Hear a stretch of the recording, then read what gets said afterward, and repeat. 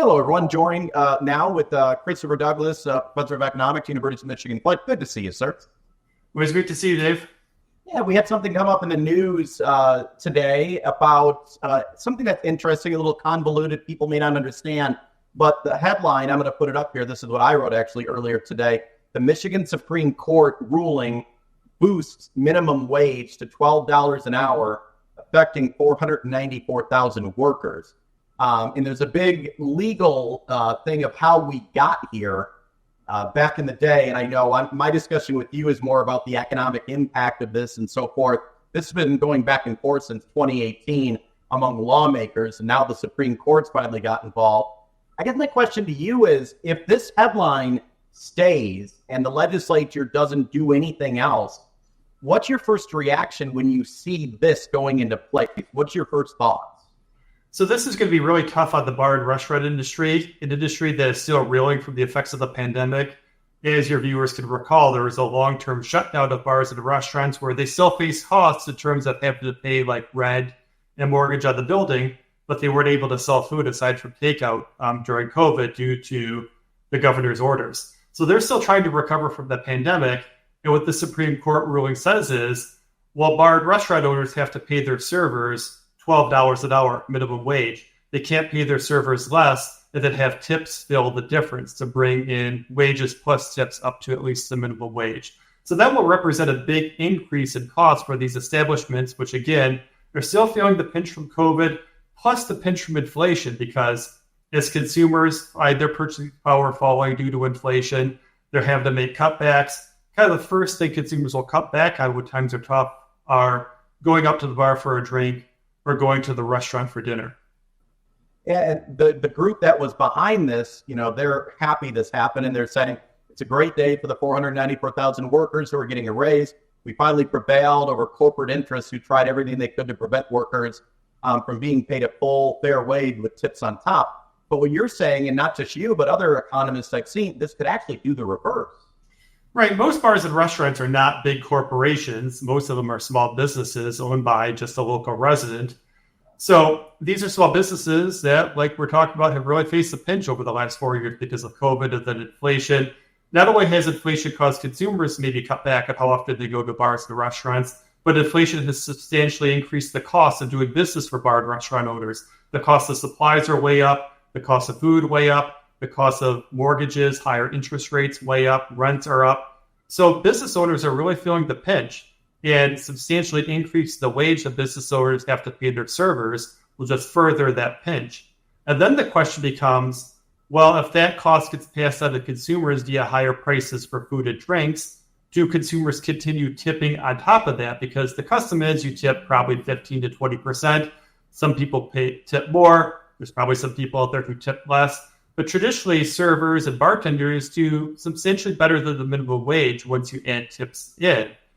So if consumers see prices go up by, say, 15 or 20%, thanks to this new minimum wage law, do customers say, well, the tip is baked into the price now, we're not going to tip on top of that?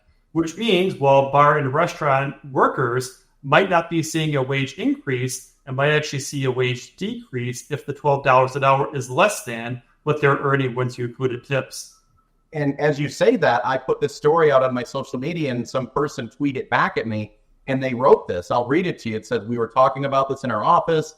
The price of food and other related services will go up. And this is the part that we were just talking about. I'm not going to tip my normal 20%. If I know they are getting paid more per hour, I might go down to 3 to 5%, maybe less.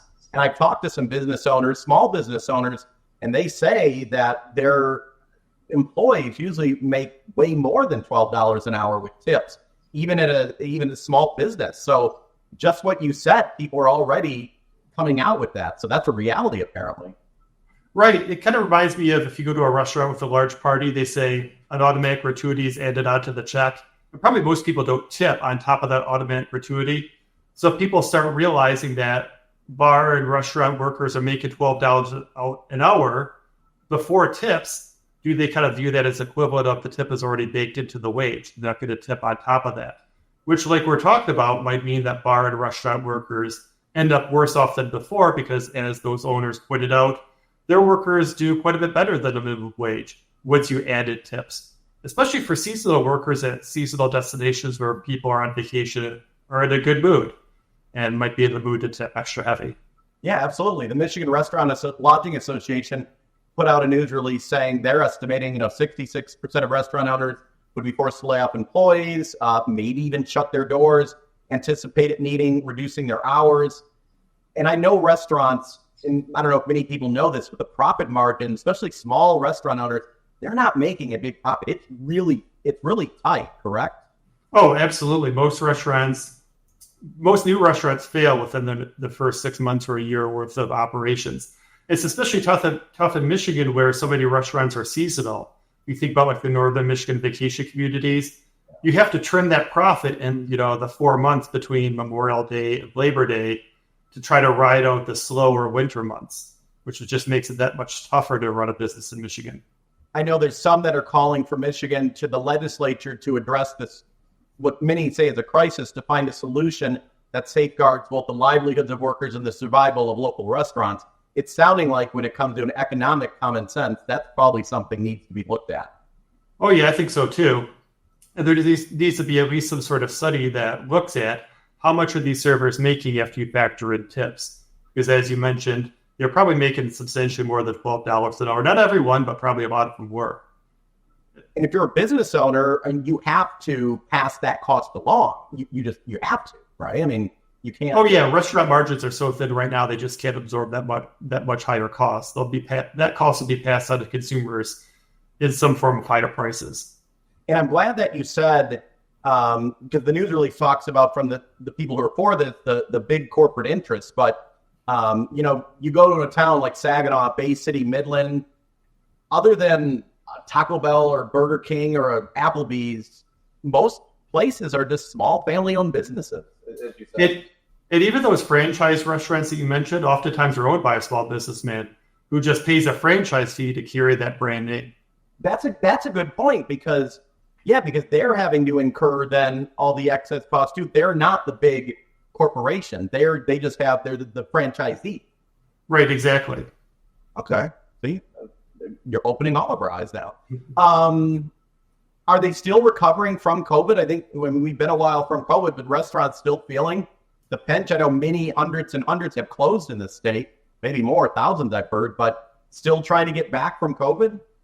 Yeah, still trying to get back from COVID and now facing inflation too, because like we were talking about, inflation increased the cost of owning a restaurant.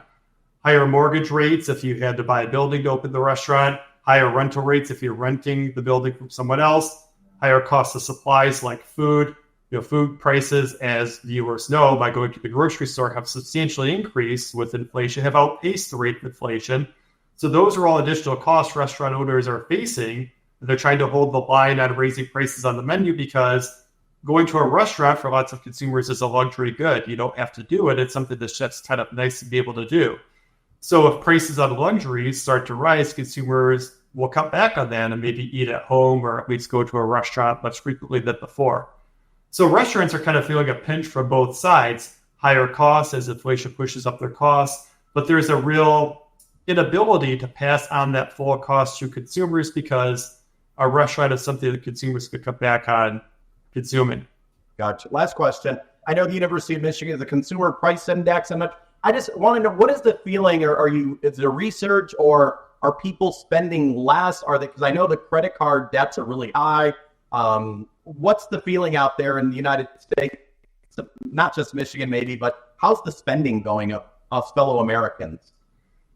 Yeah, consumer spending fluctuates month to month. Sometimes it comes in higher than expected. Some months it comes in lower than expected. I would have to check the data to see what's happened with restaurants over the last couple of months. I get the sense that there's been a rebound this summer. You're seeing it with the airline industry where there's record air travel this summer. I think that's still a COVID rebound effect that people weren't able to travel for a couple of years during the pandemic. So there's still a rebound from that. But like we're talking about, restaurants really are feeling a pinch because of the higher cost. Plus, while the restaurant market is very competitive, it's really hard to pass on prices to consumers. They might go to a competitor or they might just decide to eat at home. Yeah. So, things still remain tough if you're trying to run a business in the hospitality industry. Exactly. Well, I appreciate you joining valuable time, and I thank you so much. And I'll be calling on you again, and I'm sure we'll have many economic issues in the near future. Oh, yeah, it's always interesting, right? Yeah, absolutely. Thank you so much, sir. You're welcome. Great to talk with you, Dave.